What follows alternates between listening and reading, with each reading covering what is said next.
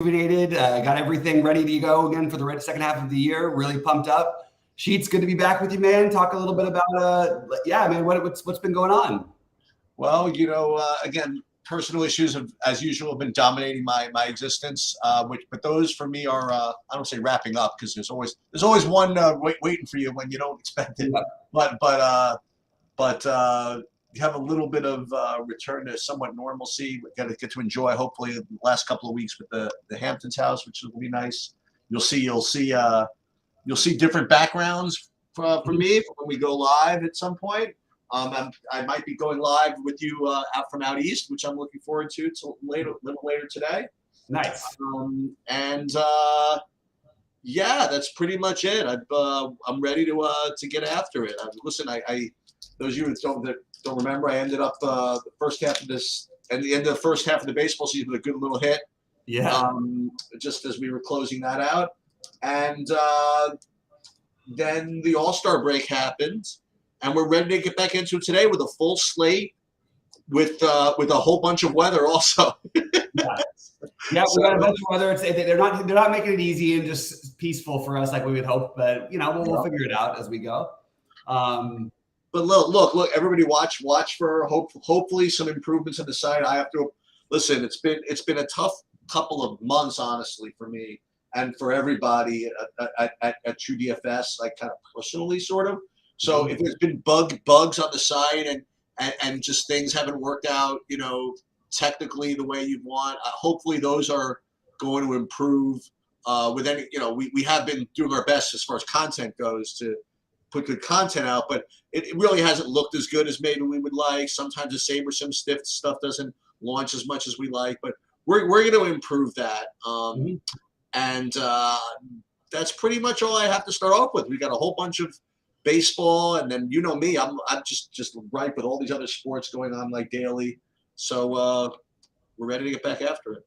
Love it. All right, man. Well, let's get into it. Let's start talking about it. We'll pull up your screen and go game by game here.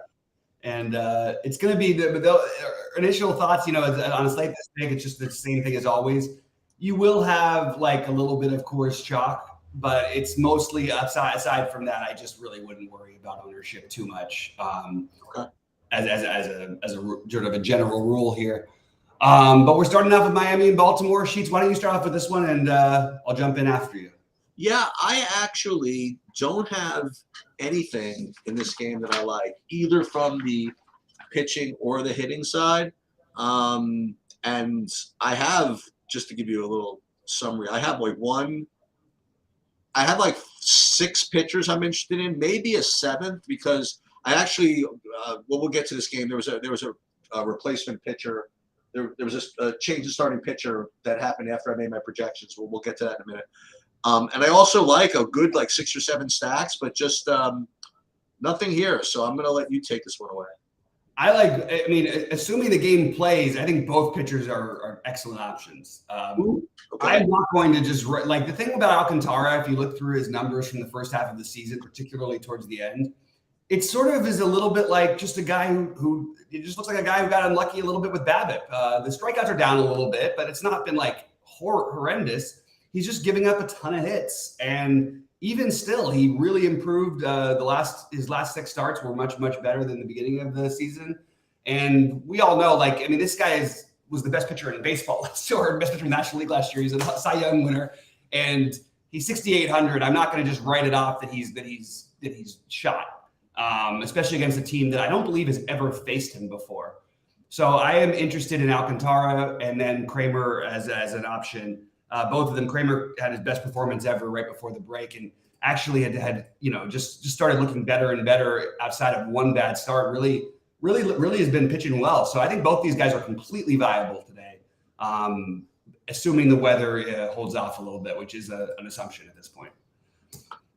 So that's all I have for this one. San Francisco, Philly. Go ahead, Sheets. I'll start with this one. Or Pittsburgh, I mean, sorry. Not yeah, San Francisco, Pittsburgh. No, that's right. I'm not getting to either of the pitchers here, and I'm also not getting to the hitting, except I'm actually getting to San Francisco on FanDuel.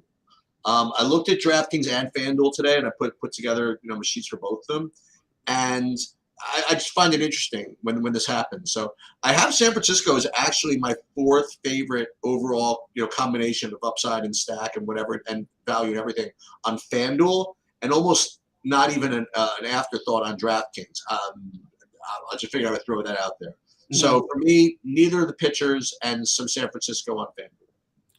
Yeah, so I can definitely get behind a little bit of San Francisco.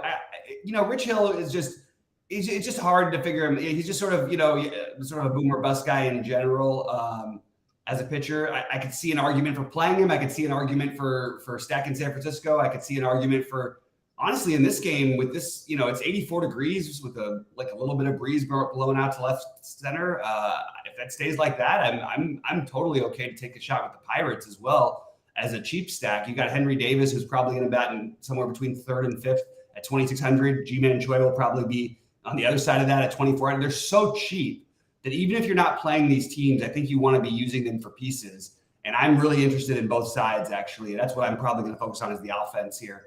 And not necessarily a full stack, but both offenses are very, very affordable. San Francisco obviously comes with a pinch hit risk, as they always do, but a little bit less than they did earlier in the season.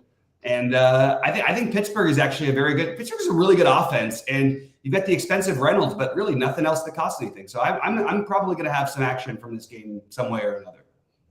Yeah. So the guys that I'm actually getting to, just to throw them out there for San Francisco, I'm pulling up FanDuel for a minute. Is Flores, actually Slater, Bailey, whoever this is, and he's good, and JD Davis. Yeah. And Slater and Flores always pinch hit risk, but again, less so than they have been because of the injuries to San Francisco this year. Well, at least Bailey's a switch hitter. Yeah, he's not the one that you worry as much about. You don't worry about JD Davis as much because he usually stays in there. And he usually starts against righties, so I'm not going to worry too much about it. All right. Next up, Arizona. What is it? Arizona, Toronto. So I guess I'll jump into this one really quickly. I am probably going to be off. It is a little bit so I have mixed. I can't tell who's starting for Toronto. Yeah, it's Berrios. Is it Berrios or is it okay? Because I've got Berrios. No, it was Bassett, and then now it's Berrios. Yeah, this is. I didn't get that this morning, so I will not be playing Berrios most likely, even though I don't think it's the worst idea. It's just I don't like trying to hit a stack against Arizona. I'm sorry to take pitchers against Arizona. I do think that Toronto is a terrific pivot off of Coors. You've got Nelson, and again, it may end up being a little bit of a bullpenny situation depending on how things are going with Nelson. But he actually pitched really well his last two starts. I don't know how much I'm gonna give credit to that. He's actually been pretty good lately. I think this is a tough matchup for him, and I am going to be high on Toronto, and I can afford them because the other stacks that I like are, like I mentioned, the pieces from the Pittsburgh side of things make it cheap enough to afford them, and I also will be spending down probably a pitcher if I can get one of Alcantara or Kremer in, because I think those guys are really going to be under-owned and really cheap. So I'm high on Toronto today, is the long story short. Yeah, I'm going to add Toronto kind of manually to my list, only because I'm not getting them for some reason. I don't know why that would be. Nelson is he's very hit. I'm saying hit or miss. He's like you said, he's been better, but he can get tattooed a little bit in Toronto. All of a sudden they can't hit. Is that the story? We got Vlad coming off the home run derby win, which I sometimes a bad thing, which I did not see for the 30th year in a row. Same. But nonetheless, I still don't even actually know who won the game, the All-Star game. The National League won. Yeah. Who won? National League won. National League won. Okay. So I have to redo projections to see if I would get to Berrios. I don't think I would get to him at 9,100 against Arizona in general. And I'm almost definitely just going to manually add Toronto, as I just mentioned. So I'm not getting to him in my sheets right now, but I'll probably manually add them to my list. Yeah. Cool. All right. Let's start. Let's go to the next one, which is the 4-10 games. Let's see if I have for Cincinnati is what I've got. Okay, good. We're on the same page. So far, we're 4 for 4. We're running hot. Yeah, we are already. This is an interesting spot because this is probably the highest total Corbin Burnes has ever had against him. Both these teams have a 5 total, which is kind of like just sort of like crazy to see, but it's 89 degrees in Cincinnati, and that's why. I still am not going to write off the idea of taking a shot on Burnes. It is, look, this is a good offense for as they've figured things out and added Elly De La Cruz, who's sort of been the best player in baseball. So it's a tricky matchup, but there are strikeouts in there, and Corbin Burnes at 8,400 is a guy who that's sort of my theme of what I'm looking at tonight. These sort of overlooked pitchers that, and I said when I said ownership doesn't matter at the beginning, I was more referring to stacks because if you can get these pitchers at 5% that have the ceiling to be the best pitchers on the slate and they're cheap, I think we should take some of those shots. So Corbin Burnes I have as a take a shot guy, and I have more interest in the Milwaukee stack than I do the Cincinnati stack. But I think both are viable, actually, and I wouldn't even mind taking some shots against Burnes. It just feels like a lot. You're paying a lot to try and stack against a guy who literally has, been a top 5 Cy Young guy 3 years in a row. So that's my only issue there. I definitely have Milwaukee as one of the top stacks on both sites. They're just really, really cheap in a really, really good park against a pitcher who can, he's not terrible, whatever, but I think they're going to be somewhat owned as well, which is still a little annoying. But like you said, I mean, there's other teams that are going to get more ownership than them. So I happen to like Milwaukee a lot here, and my sentiments on Burnes are very similar to yours in that the weather sucks. The Reds are obviously, it's like resurgent. They're playing, they're hitting really, really well, and yet still, Burnes just is a guy that I just sort of always want to play at low ownership, and I don't know what I can expect from him, but I still think that he could put up a 30 every once in a while. Yeah. So there are guys that can put up numbers this today, but I don't know. You're going to get a 40-50% of Luis Castillo, as we'll get to him later. You're going to get Glasnow and Ohtani. You know what I mean? So if you could get somebody to outscore those guys at like single-digit ownership, I think it's something worth trying. So I'm probably going to bite. I'll probably take some Corbin Burnes. I don't know if I have the cojones to put him in my big buy-in, but I definitely am going to include him in my list. Yeah. I think that it's a good idea. All right, moving along. Next up, we have next up is Dodgers and Mets, which seems to be a concern. Sheets. What's the weather like out there? What are we looking at? Yeah, so I have to say that the reliability for Sheets weather for Mrs. Sheets weather forecast is a little bit fishy, only because we're like more focused on the weather like 30 miles east than we usually are, So I do know that in this area where the game is being played, there's definitely scattered fishiness throughout the day. Storm, then nothing, then storm, then nothing. So I would really rely on Roth for this.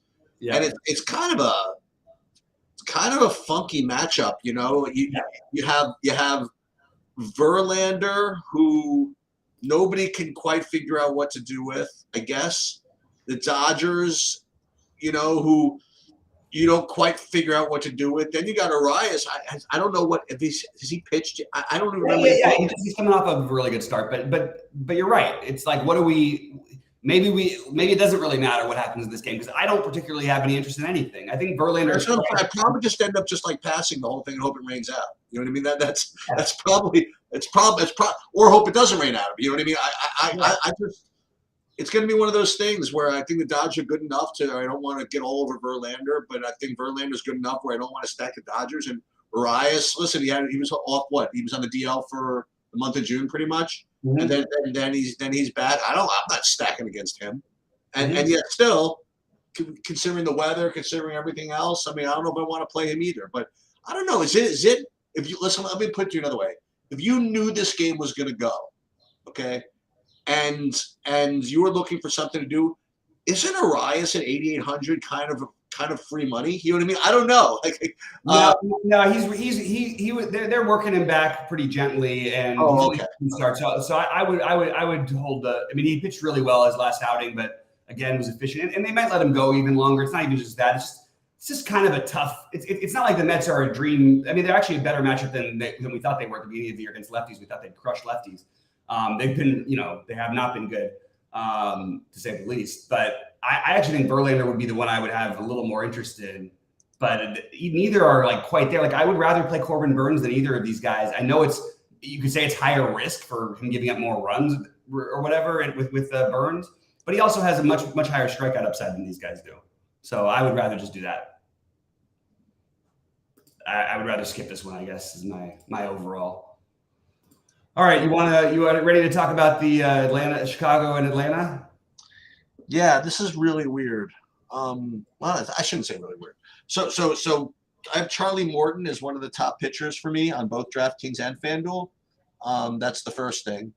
Second thing is that although Atlanta is rating to be to get like a lot of fantasy points or whatever it is, they're really not showing up as a good value, like at all. It's kind of hard to play them. I guess they're really, really expensive. They're really expensive. Yeah, so I might end up either not playing them or trying to get pay down for pitchers to get there. But these pitchers to pay down for are not too inspiring.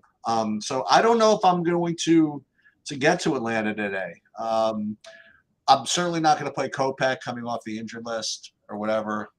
So for me, it's Morton and Morton, I think. Eric on a rant about dusty old Morton. I don't know what the hell he's talking about. This guy's been one of the most consistent pitchers in baseball.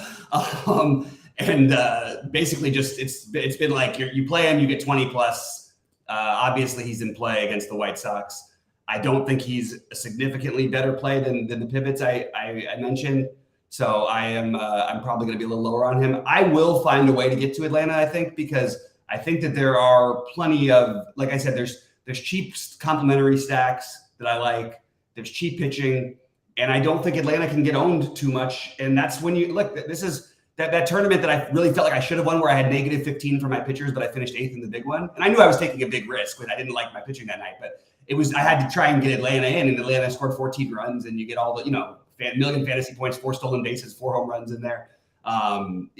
They just not only do they score runs, they score them in a way that's very pleasing for a DFS player. So Acuna is going to be owned. I don't think anybody else is going to have crazy ownership. I will take a shot and stack Atlanta here against Kopech. Atlanta and Toronto I have as two of my two favorites. Certainly my two favorites are the ones we've gone over so far. Yeah, it's going to be hard to get them in. It's going to be hard, but like I said, you got the complementary pieces from Pittsburgh, Milwaukee that are cheaper, and you've got guys like Alcantara and Kremer who I like who are cheap. So I think I can find some ways to do it. All right, Cleveland at Texas. I'm trying to find these lowercase pitchers, these like lower price pitchers to maybe find a way to get to Atlanta and Toronto or whatever. I'm not really seeing great projections on either John Gray or Aaron Savali. And I guess the Savali matchup is not too inspiring, so I don't think I'll do that.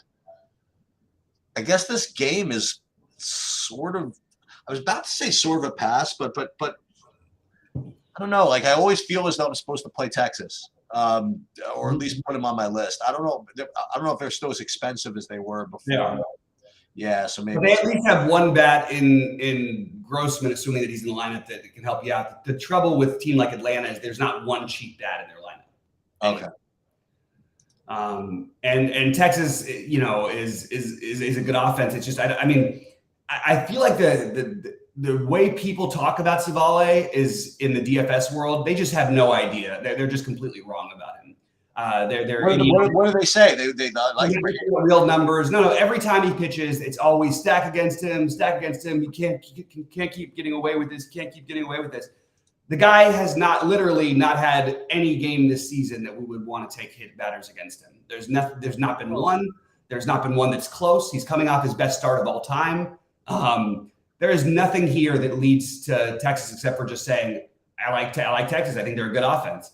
Are you going to play Texas over Atlanta or Toronto? Not for me. I'd rather play the other two teams, and that's sort of what you have to decide. And if you're gonna pay up that much, I am not going to be on the side of trying to stack Texas over those other teams against a guy who just literally never gets rocked, and probably has like the longest string of 10 plus fantasy points. And I mean, you don't get pitchers who have like 9 starts in a row where they haven't had less than 10 fantasy points. I know it sounds like not very much, but if they're getting 10 fantasy points, that means their offense on the other side is not doing enough for you. Yeah, they're just too. These guys are all too expensive in this spot. It's just they're so expensive. And look, I talk about Texas every day. Doesn't mean they won't score 10 runs tonight, even. But I would rather take my shots with Atlanta and Toronto personally. All right, Boston at Chicago. This is a weather one that is this what you have, Sheets? Boston and Chicago. I do. Okay. What's the what do you have for the weather for the wind in Chicago? Blowing out. So 10 miles an hour. It looks like the weather is the game is probably going to play, but it's 79 degrees with 10 mile an hour winds blowing out to dead center. The problem is Hendricks keeps the ball. Well, he used to keep the ball on the ground all the time. He doesn't as much, but he's still only given up 4 home runs this season. And do I want to take that when it's not a stadium downgrade anymore, because Chicago with the wind plays as well as, Boston in 65 degree, 70 degree weather, whatever they play most of the time out there. So it's probably a game I'm not going to have, but it's like one that I feel like you might want some game stacks of. Do you want to play the Cubs against Bello, who they haven't really seen, and Bello is really coming into his own? He actually might have legitimately the longest 10 plus fantasy point streak. I think he's done it like 14 games in a row or 12 games in a row or something crazy like that. And I don't really want to play Bello with the weather concerns and the wind blowing out. So I'm probably off this game, which feels weird for a windy game in Coors. I'm sorry, for the Cubs when there's a Coors game on the slate. What are you thinking about this one? I like the Red Sox on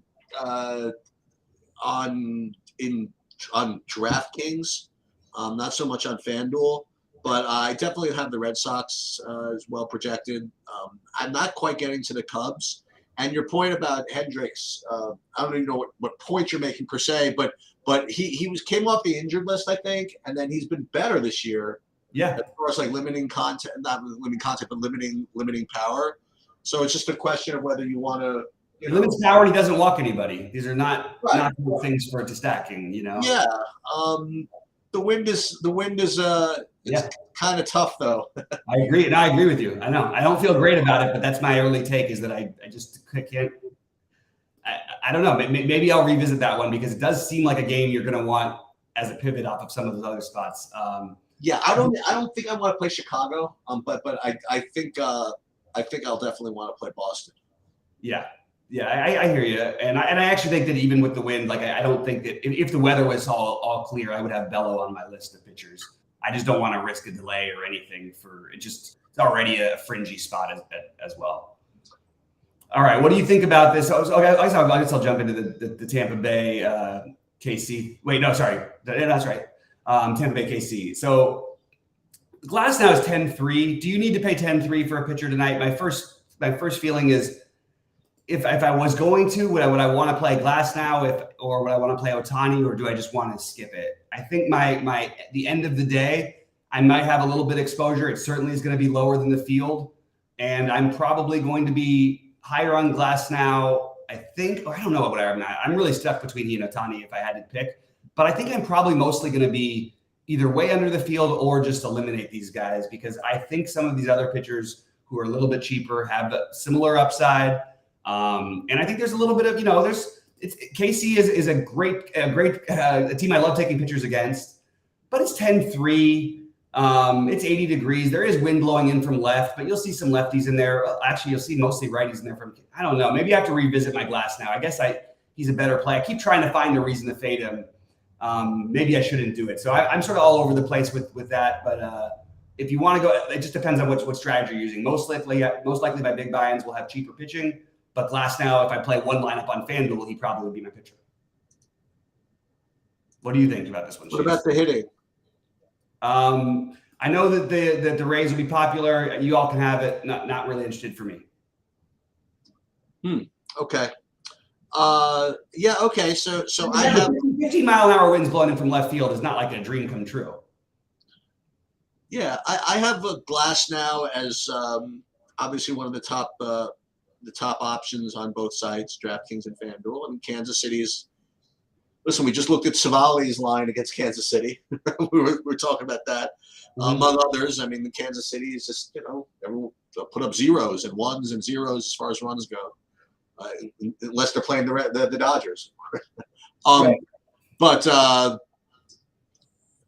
Glass now, I think the last time I played him was when he had his 7 fantasy points, I think. I'm pretty sure about that.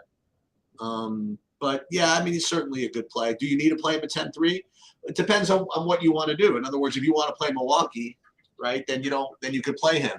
But if you start playing lineups with like Castillo and Glass now with Milwaukee, what are you doing? Anyway, I do have Glass now as one of the top options, and I actually do have Tampa Bay as one of the top stacks on both sides, DraftKings and FanDuel. My first run actually on SaberSim also, I'll show you. I mean, gives me Tampa as the highest owned stack, so I do have to respect that a little bit. I don't imagine that my projections and the most recent SaberSim run takes into account the wind yet. So we'll see how things change as far as that goes. But I currently have, well, you put it another way. I currently have this game as like, for you to win for you to play this in fantasy, you're hoping for like a 10-1 game. You play Tampa for Tampa scoring and then Glasnow shutting them down. And I think both sides of it are going to be owned. And I guess that's all I have to say. Yeah, probably should have led with this as the worst weather of concerns of the night. Is that right? But it doesn't look like it's not going to be like it's like one of those like it does clear up. So it's not like it's you're going to see the in-game delay. It's either going to play or it's not. Unfortunately, it doesn't start until 8 Eastern, 8:10 Eastern. So that's the problem. So we're moving. I have no idea, Eric. I understand that, Eric. Yeah, I love having you around because you have a lot to say. But I don't understand. You throw out so many different thoughts, and you say thought Saber didn't take weather into projections. I don't understand what that has to do with anything because we're talking about the plays. We didn't talk about what Saber's sim projections were taking into account. And obviously, they have to take something into account because there's no way that. I mean, the lines are close enough to the regular lines where it's not like. In Chicago, for example, if the wind was exactly the opposite today, you'd have a 2-run lower difference projected, a 2-run lower projected total. So weather is always going to be taken into account by every projection system, whether they realize it or not. The other thing I would say is that I didn't want to understate the multitude of weather concerns today. It's really a slate where you've got to be around. Certainly have to be there for the live show, or it's not ours, somebody's. You know what I mean? Like you got to be like on top of the weather on this slate. And it's not as if there's like all these red games where they're going to postpone or anything like that. They're all exactly those types of games which are just annoying. You know what I mean? Like you look at Ross stuff early. He's like possible storms we have to see. And he's always honest about it, but the reality is that's the most frustrating weather that you can come up with, because you just don't know. And just got to stay on top of it. Like if you played Glass now, I mean, if they start the game and then they go into an in-game delay, I mean, then they end up playing. I mean, then Glasnow might not come back. Anyway, we can move on. Washington State, we can move on and through actually, because Washington St. Louis, I don't have anything here. I'm not getting to either of the pitchers. I'm not getting to either of the hitting options. You like anything here? Love St. Louis. I think that they're probably my fourth stack of the. Wow, let's go. Okay. I think they make a lot of sense, and they are not cheap. They are not expensive. They are sort of in that mid-tier range. Sort of feels like an NBA type of build conversation, but I like them in the mid tier. I still am not a believer in Washington's bullpen, and Trevor Williams is not a great pitcher who could occasionally get away with it. He has to have BABIP on his side, though it's 85 degrees and 10-mile-an-hour winds blowing out to left center. Let's go. Feels like a St. Louis spot for me. Not interested in Michelossi, although it wouldn't surprise me if he had a complete game whatever, and it was like one strikeout or something, because Washington doesn't strike out, Mikolas doesn't strike people out really, and at the same time, I feel like he could probably work through like 7 innings with like 70 pitches. You know what I mean? Lots of soft contact on that Washington side, but not gonna do it today. All right. So Yankees at Colorado. Guess I'll start with this. First of all, this was not what the Yankees were hoping for with the final with the much heralded debut of Carlos Rodon. This was not what they were hoping for. Well, he actually pitched right before the break, right? Yeah, that's what I'm saying. He had 2 strikeouts. Yeah. In 5 1/3. You know, not the best. Let's put it that way. We'll start with him actually. It takes a rare case for me to play someone in Colorado, and he would just have to show me a little more coming out of the gate for me to play him. And I'm certainly not going to play Gomber against the Yankees. So, Yankees at Colorado. It seems to be a combination of chalk that I don't want to get involved in. You know, like first of all, the Yankees I think are always. I think we differ on this. I always seem to think the Yankees are just played more than they should be. I agree with that. What's that? I agree with that. Oh, you do agree with that. Just because like the names of the Yankees, and also like teams in Colorado are just really, really popular. So I don't really have to play the Yankees. And the other thing I would say, and just to call it what it is, I don't even have them rated that high in the first place. You know, so I have them behind in raw points, both Atlanta and Tampa for that matter. If you want to know the truth. So if these guys are going to be really popular, I'm someone else can play them. That's just kind of where I'm at. I wonder if I have it in me to play Colorado. The answer for me right now is no. So I'm probably going to be. Listen, I'll put it another way. The Yankees rate okay enough where I'll play them with some really just offbeat pitchers. But aside from that, they just seem like chalk you want to avoid. Yeah. So I look at it again. This is the only piece of chalk I really think that you have to worry about tonight from a hitting perspective. Okay. And it's the tricky part is that you think after the break, I thought they would start doing the more pitching, pricing up for matchups on DraftKings, and they really didn't do it here. And you do have Stanton versus any lefty at 5K in any matchup is, much less in Colorado. Although then you could argue that why does he even need to be in Colorado? Because the guy hits the ball a mile everywhere. I understand the pitches don't break the same and all that stuff. Just going to throw out that Gomber has been better, and I would like to be on the train of not having, he's had some terrible starts. He's had some decent starts at home, and he's had some decent starts on the road. His last 2 starts at home were really good, and he gave up basically nothing. 200 runs in 7 innings and 5 innings. I'm not like, they do have a bad bullpen. I don't want to stack the chalk team. I think that it's fine. Any piece from the Yankees you can definitely use. I have no issue with that. I will point out that it's 81 degrees, which is nice hitting weather, but 11 miles an hour in from right field. So definitely would want to focus more on the righties, which you probably would have wanted to do anyway. But I probably won't use them as a full stack anywhere, but I'll have some pieces of Yankees just as like, again, honestly, they're like value versus their point per dollar up is I think really, really good today. So they're just too cheap for playing in course. But overall, definitely not going to be stacking them tonight. So this is unfortunately not a day that I can go live at 11 at night because this is a big slate. And we get to these last 3 games, and I don't know. I'm going to have some action here in these last 3 games. So let's take a look at this. So first of all, Houston, LA, you have Ohtani, and I know that Houston's lineup is more about name recognition than actual ability now. I guess nowadays. But I still get scared whenever I throw pitchers against them, and I guess that's what bias is all about, I suppose. Nonetheless, I do have Ohtani on DraftKings as a very, very reasonable part of my top 1, 2, 5, 6 pitchers. And if you include Burns, that would be 7. He just has a lot of strikeout upside. He just get it rolling. I don't have anything on JP on France, and I'm not getting to any of the hitting. What do you think of this game?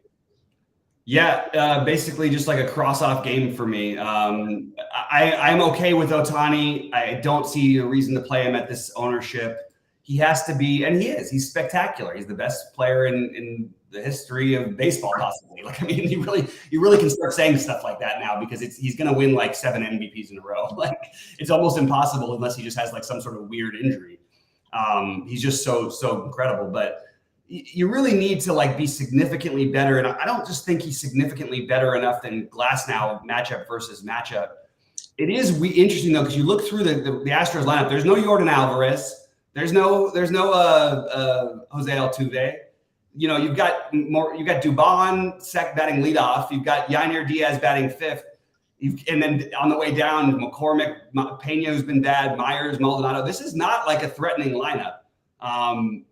So when people say that, the Astros don't strike out, well, this is also like a weaker version of the Astros even. But they strike out enough. But I just think that for me, it's probably best because of the ownership. Look, if Ohtani was going to be 5% owned or 10% owned tonight, I would be screaming the other side and saying, hey, we should try to find a way to play Ohtani because the upside is so massive. If he's going to be 20+% owned, I'm just going to say, okay, I'll pass. You know what I mean? And that's where I'm at. And by the way, I disagree with Eric on saying that they don't have strikeouts in the lineup. It's true with Dubon. It's not entirely true with everybody. And also with guys like Ohtani, you got to kind of not worry as much about that because the really like excellent top level, like Ohtani is the best strikeout pitcher. Those guys it doesn't matter as much for them. They will find a way to strike guys out. It's just who they are. All right. The Twins and A's, which I don't think we know something because there's no line for this game. But I'll just say that I think that, you know, we have the SaberSim line. I think that for me, this is probably a game I just don't do anything with except for Kenta Maeda. I'm okay with all the Oakland value. I don't see any reason to stack them. But Eric mentioned Blackburn earlier. He's cheap enough to where I think it's fair, and Minnesota strikes out a ton against righties. So I actually think you can include Blackburn in your mix. I don't disagree with it. He's such a bad pitcher. It's kind of hard to like say, okay, we should be playing Paul Blackburn here. But he's actually like, you know, maybe he's not quite as bad. I shouldn't say that. He's been a little bit better than maybe he gets credit for. But it's a ton of strikeouts for Minnesota in the lineup. It's a nice day in Oakland. 70 degrees in Oakland is like, we're used to playing games in the 50s in Oakland. So 70 degrees is a little bit better, and they have so many cheap options. I wouldn't stack Oakland, but I do think the pieces are there.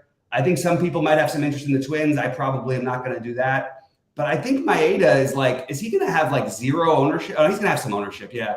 He's so cheap. I just think that he makes so much sense here. And he looked absolutely awesome since he's come back. So I'm in on Maeda. Yeah. So I like, it's funny. Eric Johnson, he kind of likes Oakland a little bit. I have interest in the other 3 prongs. I have interest in both the pitchers, Maeda and Blackburn, just as cheapos to get to some of the bigger bats. And I have Minnesota rated as the top overall value on DraftKings. Yeah, I mean, they are cheap. Yeah. Yeah. So I do like Minnesota. I think Blackburn at 5,300 is certainly reasonable. And as you mentioned, you know, and I think I was on the Maeda when he had that ceiling-ish performance. So yeah, I think he's going to get owned pretty hard, actually. Yeah. But nonetheless, I like it. So for me, really, all three of the 4 prongs of this game, I do kind of like. Mm-hmm. Yeah, I think that makes sense. And by the way, I think the 4th one makes sense too, because I don't think it's like a stack, but I do think that like any of Oakland is so cheap when everybody's in the 2Ks, it's hard not to have a little interest. And even if you're not playing this game or stacking it, Kirilloff is 2,400. He's probably going to be batting cleanup. You always run the risk with pinch hit with Kirilloff. Kepler, less pinch hit risk at bat, probably going to bat 5th or 6th. He's 2,700. And beware today, by the way, you may see some lineup shuffling around. You know what I mean? It's the first games after the All-Star break. We tend to see that quite a bit. So, all right. So I think the reality is that if they really had true dynamic pricing and they really paid attention to matchup, I think Castillo should probably be 12K here. But that doesn't mean that he's – it's kind of weird to say, but that doesn't mean he's a lock at 8,900, right? Considering he's going to be 50% owned. It's the dream matchup, you know, and the price is ridiculous. And as a result, he's going to be the chalkiest guy on the slate. Now, that doesn't mean he's going to be one of the top 2 scorers. You know, you have Glass now, you have Ohtani, you have Morton. Burns can on a good day outscore him. Who knows? Maybe Maeda can get there. But it is a tough spot to fade if you want to know the truth. The other thing I would mention is that I have Seattle as one of my better stacks on DraftKings. Wow. So I have Castillo and Seattle in this game, and nothing. And it's interesting because I've been one of the guys that will play Rodriguez quite a bit. So I think because Rodriguez has been much better this year, he's been awesome. Seattle's going to be probably really just unowned, I think. So you get a little sneaky, not even sneaky correlation. I mean, listen, if you play Castillo, you're presuming that you're getting freaking 4 or 5 points from the win anyway. You know what I mean? So it's not like it's even sneaky correlation. But that maybe that's the idea. Maybe play something like Seattle. I don't know. Yeah, I think that I actually think everything you said, so it's really hard to look at this slate from an overall and not think that Castillo is the most obvious play. I think the early projections are going to end up being wrong and that Castillo will be significantly the highest owned pitcher by a lot. Why? What am I putting with? The early projections on both Sabres, actually across the industry, they have Castillo basically the same owned as Glasnow, Morton, Ohtani. Yeah, I have Castillo at 35%, and then Glasnow and the other guy's 25%. Yeah, it's got to be much bigger gap than that. But yeah, I mean, what I'm looking at from the aggregated ownership is he's 27% and Glasnow 25%. No way, Castillo's going to be. He's going to be in the 888. He's going to be 65% owned. He may not be 65 only because there's so many other options, but I think he's going to be in the 40 plus range. I agree that it's going to be a lot. And he's also one of the old guys today. I don't think there's any. There's no weather issue there. Yeah, there's no risk or anything in Seattle ever. I mean, which is weird to say out loud, but it's true because they play indoors. But yeah, so I mean, I like the idea. Maybe not the right slate. I would love this as a 5 or 6 gamer because I think you'd still get the same low ownership on Seattle, and you could take that shot, but. It feels almost weird to do it on a giant slate against a guy who's been so good. You know what I mean? Yeah. But if you're not going to play Seattle, I think you can use guys you can certainly use pieces. Eugenio Suarez, we know that he's a boom bust guy anyway. The guy has historically been great against lefties, not as much this season, but historically great against lefties, and he's 2,700. Ty France is 3K, not an ideal one-off because he plays first and doesn't have a ton of power. Teoscar at 3,500 is interesting. There's just a lot of, and even Julio Rodriguez at only 4,800. Off of the, they just had the All-Star game there. Maybe there's still some energy, and I don't know. They get it going. Tom Murphy at 2,400. They just have a lot of cheap stuff. I'm probably not going to stack them, but I think that they're fine for pieces. My priorities I do have Castillo as the number 1 pitcher, but I think that maybe what I do is instead of playing Castillo and Morton or Castillo and Glasnow, maybe play Castillo and Burns or something. Maybe play Castillo and Maeda, who's going to have at least a little lower ownership. And I'm going to mix in some Alcantara tonight. So my pitchers will be Castillo, Alcantara, Burns, Morton, Glasnow, Maeda, with some Kremer and Blackburn. My favorite stacks for full stacks are in order: Atlanta, Toronto, and again, hard to afford them. This is just the ones I like the most that I'm going to try to get in. Atlanta, Toronto, Milwaukee, St. Louis. And then the pieces of the Yankees, Minnesota's value plays I have no issue with, Seattle value, and then the San Francisco Pittsburgh value I think is kind of interesting too. So that's sort of my overall. Yeah. To summarize, I have Castillo as the top overall pitcher. Then I have on DraftKings, I have Blackburn, Glasnow, Morton, Otani, Maeda, and then I'll throw in Burns. I still have to do numbers on Barrios though. FanDuel, I have Castillo, Glasnow, Morton, Maeda, Blackburn. And then as far as hitting goes, on DraftKings, I have Tampa, Yankees, Milwaukee, Boston, Seattle, and Minnesota. And then on FanDuel, Yankees, Milwaukee, Tampa, and also San Francisco. So San Francisco is kind of the two big differentiators is for me, like FanDuel to play San Francisco, and then DraftKings to play like Seattle. Those would be like my differentiators. Yeah, that makes sense. Anyway, guys, it's great to be back. Sheets hopefully will join us later, but we're not sure. I'll make that work. So 6 o'clock, we'll go live. Beautiful. Sounds great. And it should be a lot of fun, guys. And look, really happy to be back. Thanks for all the excitement in there. Give us the like and the thumbs up before you get out of here. And we'll see you at 6 and let's make some money tonight.